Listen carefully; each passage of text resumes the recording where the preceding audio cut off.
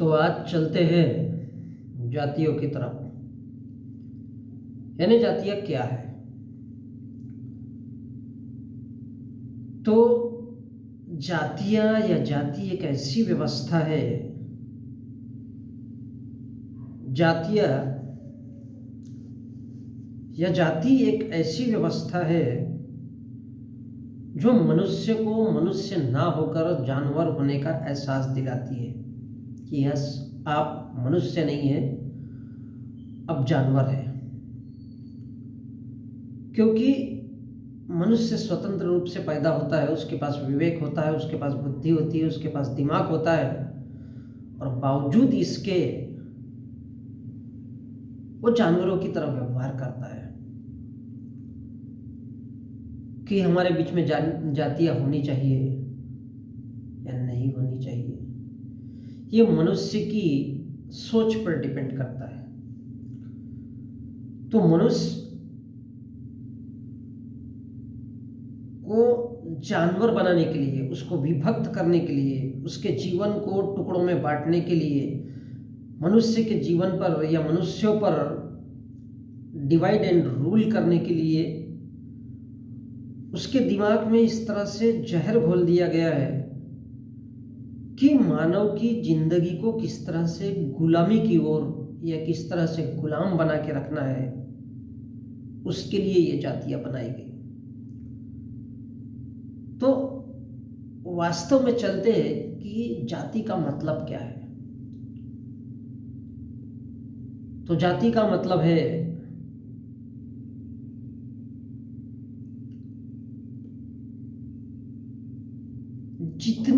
जिस इंसान की बड़ी जाति होगी, अर्थात जिस इंसान की जितनी बड़ी जाति होगी वो उतना ही बड़ा जानवर।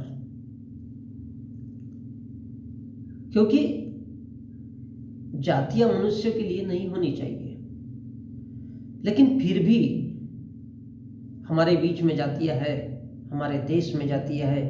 तो इसका मतलब ये है कि जिसकी जितनी बड़ी जाति वो उतना ही बड़ा जानवर है। और हम लोग एक ऐसे देश में रहते हैं जिसकी जनसंख्या तकरीबन 138 करोड़ से 140 करोड़ के पार होने जा रही है। तो सीधा सा अर्थ है कि भारत में 138 करोड़ लोग या मेरे देश की जनता या 138 करोड़ लोग जानवर लोग रहते हैं, इंसान नहीं, जिनमें जातियां हैं। तो ये जाति हमको एक ऐसी पहचान देती है, ऐसी व्यवस्था देती है जिससे पहचाना जा सके कि ये ब्राह्मण है। यानी सबसे बड़ा जानवर अगर ब्राह्मण है तो वो क्या है? सबसे बड़ा जानवर है। अब उसने सबसे बड़ा जानवर खुद को कैसे बनाया? तो उसने खुद को धागा बांधा और कहा कि हम लोग सबसे ऊंचे हैं, ये धागा पहनने का अधिकार किसी का नहीं होगा, केवल ब्राह्मणों का होगा। उसने इसको उपनयन संस्कार कहा है। उपनयन अर्थात हमारी जो मूलभूत, जो जिसे हम खुली आंखों से जिस दृष्टि को देखते हैं, उसके लिए कुछ नियम बनाए कि चलो धागा बांध लेते हैं, कुछ माथे पे लगा लेते हैं, और उसके बाद में हमारी जो दृष्टि है आज से एक अलग दिशा में होगी और हम खुद को अलग दिशा में मानेंगे। तो ये होता है उसका उपनयन। और लोगों को बताने का प्रयास किया कि मैं सबसे ऊंचा हूं और बाकी सब नीचे या नीच। तो इसका अर्थ यह है कि जानवर तो वो भी है जिसने जातियां बनाई, अर्थात ब्राह्मण ने, और जो नीच लोग हैं वो भी जानवर है। अब सवाल इस बात का है कि कौन, कैसे और किस हद तक इस बात को समझता है, ये उसकी बुद्धि, उसके विवेक और उसके दिमाग पर डिपेंड करता है। तो उपनयन करके उसने खुद को सबसे ऊंचा रखा और बाकी के लोगों को डिवाइड कर दिया, उनके लिए जातियां बनाई और उन्हें नीच बना दिया। एक उदाहरण लेते हैं कि जैसे कुणबी या कुर्मी जाति का अगर है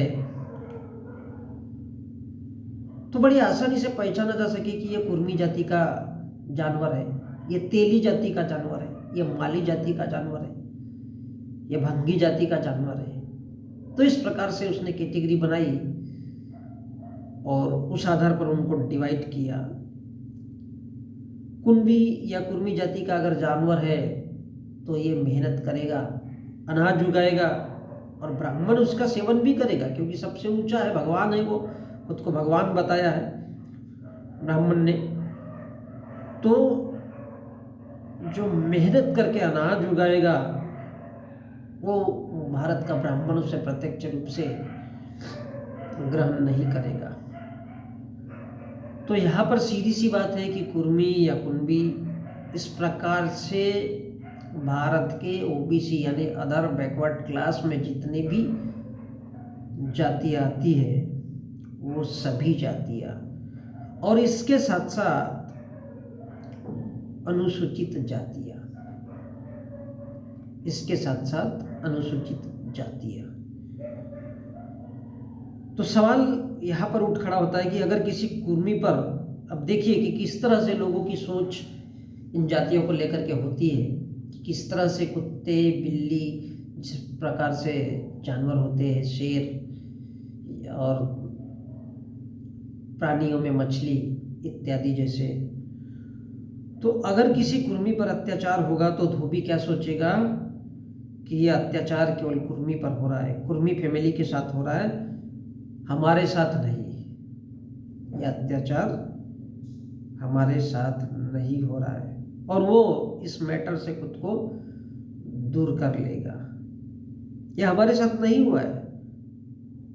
और इस प्रकार से धोबी जाति का इंसान उस बात पर हंसता रहेगा, उस बात पर मजा लेगा कि ये उसकी जाति के साथ हुआ है, हमारी जाति के साथ में नहीं, क्योंकि वह धोबी नाम का जानवर है, जाति उसकी भी है, जानवर वो भी है। तो वो ये सोचेगा कि ये जो अत्याचार है वो उसके साथ हुआ है, हमारे साथ में नहीं। जबकि जानवर दोनों है लेकिन अलग अलग जाति के हैं, इसलिए उनकी बुद्धि भी अलग अलग तरीके से डिवाइड हो गई। जबकि ये जब दोनों आपस में झगड़ा करते हैं तो इसका फायदा सीधा सीधा इस देश का ब्राह्मण उठाता है, और वो इसलिए उठा सकता है क्योंकि उसे पता है कि इस देश के लोग कभी जातियों के नाम पर जानवर बन जाते हैं तो कभी धर्मों के नाम पर। लेकिन हम यहाँ पर जाति की बात कर रहे हैं। यदि मरार माली जाति पर अत्याचार होता है तो तेली सोचता है, यदि मरार माली जाति पर अत्याचार होता है तो तेली मजा लेता है, हंसता है कि ये अत्याचार तो उसके साथ हो रहा है, हमारे साथ नहीं, मेरे को क्या लेना देना इस बात से, क्योंकि वो तो मेरे जाति का नहीं है। ये कौन सोचता है? तेली सोचता है। अगर मरार माली जाति के व्यक्ति पर कोई किसी भी प्रकार से अत्याचार होता है तब, क्योंकि उसे पता है कि उसकी जाति अलग है और मेरी जाति अलग है। अगर उसकी जात का होता तो शायद उसे दर्द हो सकता था, और इसलिए मैं कहता हूँ कि ये जानवर होने की निशानी है। जो इंसान को अगर दर्द नहीं होता है तो ये मनुष्य के जानवर होने की ही निशानी है, क्योंकि तेली को पता है वो माली जात का जानवर है और मैं तेली जात का जानवर हूँ। अगर दोनों भी इंसान होते तो एक दूसरे के लिए दर्द होता। ठीक यही सोच एक भंगी और एक चमार अपने अपने तरीके से सोचते हैं, और उनके बीच भी एक बहुत बड़ा मूलभूत अंतर होता है। तो इस प्रकार कुत्ता, गाय, बिल्ली, शेर, मछली, अब अगर इनके जातियों की बात करें तो इनमें जातियां नहीं होती, और अगर होती है तो उन्हें पता नहीं है, क्योंकि ये नामकरण, ये जो नाम दिया है कि ये कुत्ता है, ये मछली है, ये बिल्ली है, या ये लेब्रा है, ये डाबरमैन है, ये गांव देहात का है, इस प्रकार से जो नामकरण किया है ये मनुष्य ने किया है, उन जानवरों ने नहीं। उन जानवरों को आज भी पता, चाहे कुत्ते को ले लो, चाहे बिल्ली को ले लो, चाहे गाय को ले लो, भैंस को ले लो, या अन्य किसी भी प्रकार के, चाहे पानी में रहने वाली मछली को ले लो, किसी को पता नहीं है कि उनकी जाति क्या है या मजहब क्या है। तो ये जो सारा का सारा उपनयन बनाया है, नामे उपनयन, ये मनुष्य का दिया हुआ या मनुष्य की दी हुई खोज है, मनुष्य के द्वारा दिया हुआ नामकरण है। इसलिए भारत के लोगों को, अब व्यवस्था देखिए कि इस व्यवस्था ने किस तरह से जानवरों को डिवाइड करके रखा हुआ है। भारत में 6743 जातियां 1950 के दौरान में जमीन की जनगणना की गई, 1950 से 1952 के दरमियान। तो उसमें 6743 जातियां इस देश में पाई गई, जबकि इसमें ब्राह्मण शामिल नहीं है। और इसलिए मैंने कहा कि जो जितना बड़ा खुद को ऊंचा समझता है वो उतना ही बड़ा जानवर। जानवरों में भी यदि हम देखें तो बहुत सारी कैटेगरीज होती है। कोई हिंसक प्रवृत्ति का है, कोई शांत प्रवृत्ति का है, कोई शाकाहारी भोजन करता है तो कोई मांसाहारी है। लेकिन भारत में अधिकतर लोग खुद को शेर कहना बहुत ज़्यादा पसंद करते हैं, क्योंकि वो आक्रामक होता है और वो उसका भोजन ही ऐसा है। तो इसका सीधा अर्थ है जाति अर्थात जानवर। जाति का सीधा सीधा मतलब है इंसान का जानवर होना। तो भारत में जानवरों की संख्या कितनी है इस लिहाज से अगर सोचा जाए तो 138 करोड़। जी हाँ। अब इसमें हम सोचते हैं कि हम भारत में, दूसरी तरफ देखिए कि आज हम आज़ादी के 75 सालों का स्वर्णिम अवसर भी मना रहे हैं और स्वर्ण अमृत काल मना रहे हैं। तो सोचने लायक बात है या जाहिर सी बात है कि जिस देश में आज़ादी के रहते हुए 75 साल हो गए, उस देश में उस देश का व्यक्ति अपनी जाति का गुणगान करता है और बड़े धूमधाम से करता है, तो ये समझिए कि उस देश की दुर्दशा आज भी क्या होगी। उस देश का जो सुप्रीम पावर है, उस देश का जो प्रशासन है, वो किस दिशा में होगा। यकीन मानिए वो जानवरों से बदतर कुछ नहीं है। जिस देश में जातियां हो और उनमें उस देश का मुखिया, उस देश का प्रधानमंत्री वो भी शामिल है, जिसकी अपनी भी एक जाति है, अंदाजा लगाया जा सकता है कि वो जानवर नहीं है। अगर वो पसंद करता है कि इस देश में जातियां बनी रहे, तो 1950 के बाद में अब तक जितने भी प्रधानमंत्री बने, क्या उनको खुद को जानवर नहीं मानना चाहिए, नहीं समझना चाहिए? जी हाँ, समझना चाहिए, क्योंकि उनकी भी अपनी जातियां रही है। चाहे वो ब्राह्मण हो, चाहे वो राजपूत हो, चाहे वो ठाकुर हो, फिर चाहे वो चमार हो, भंगी हो, बेहतर हो, तेली हो, माली हो, कुंभी हो, एंड सो ऑन। मतलब सारे के सारे इस देश में रहने वाले जानवर ही है। उनमें इंसानियत या इंसान नाम का कोई वस्तु दिखाई नहीं देती। जाति एक ऐसी विधा है, एक ऐसी व्यवस्था है, एक ऐसी दशा है जिसमें भारत के सुप्रीम कोर्ट में बैठे हुए ब्राह्मण जज से लेकर के अन्य जज वो लोग भी शामिल है। Supreme court is a different unit, और सुप्रीम कोर्ट से हटकर लिंक में जो है वो एक अलग यूनिट है। उसमें भी उस बिल्डिंग में बैठने वाले इंसान ही होते हैं जो फैसला करते हैं। तो उस सुप्रीम कोर्ट के जज भी, उनकी भी अपनी अलग अलग जातियाँ हैं। तो इसका अर्थ ये है कि कहीं ना कहीं वो भी जानवर है। कि किस तरह से इस देश के लोगों को समानता या जो जैसा भारत का संविधान कहते हैं उसके अनुसार वो लोग न्याय देते होंगे, ये बहुत बड़ी गंभीर समस्या है। जिस देश के सुप्रीम कोर्ट में अगर जानवर लोग बैठे हो, वो क्या न्याय देंगे?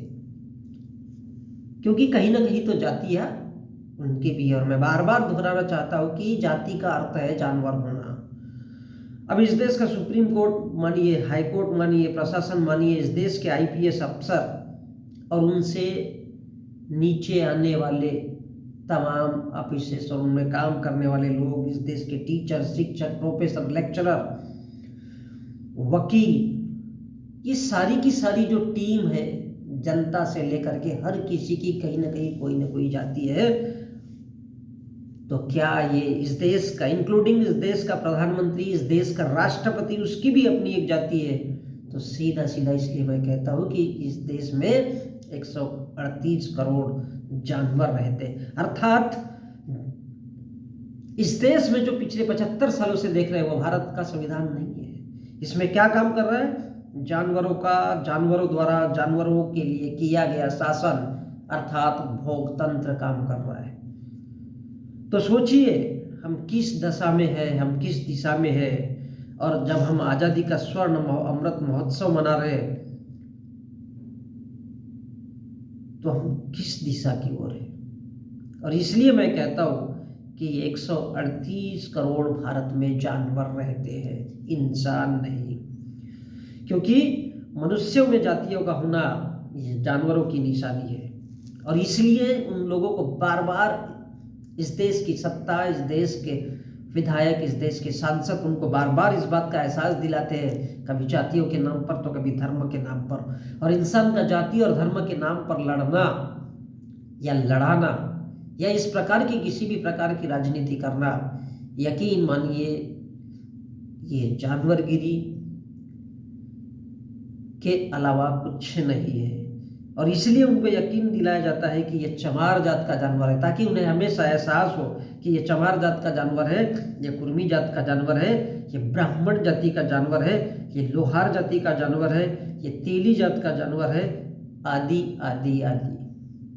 ताकि सभी को ये समझ में आए कि जानवर सभी है, भारत में इंसान कोई नहीं है, इंक्लूडिंग मी। जिस देश में इंसान नहीं होंगे तो जाहिर है कुत्ते बिल्लियों जैसे धर्म, उच्च नीच, जाति आदि पर लड़ते रहेंगे। जी हाँ, जिस देश में अगर इंसान नहीं होंगे, अगर इंसान होंगे तो प्यार मोहब्बत की बात करेंगे, अपने अधिकारों की बात करेंगे, शिक्षा की बात करेंगे। लेकिन जिस देश में जातियों के नाम पर, धर्म के नाम पर इतनी सारी तरह से लोग जब बटे होंगे और कुत्ते बिल्लियों की तरह लड़ रहे होंगे तो यकीन मानिए वो इंसान नहीं, जानवर है।